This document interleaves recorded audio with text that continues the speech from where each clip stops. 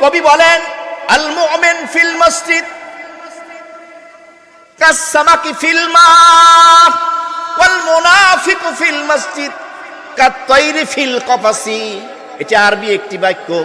আল মুমিন ফিল মসজিদ, ঈমানদার বান্দা আল্লাহ রাব্বুল আলামিনের ঘরে যখন অবস্থান করে, প্রবেশ করে, তার দৃষ্টান্ত হলো কাসসামাকি ফিল মা, পানির ভিতরে মাছ যেভাবে আরাম পায়।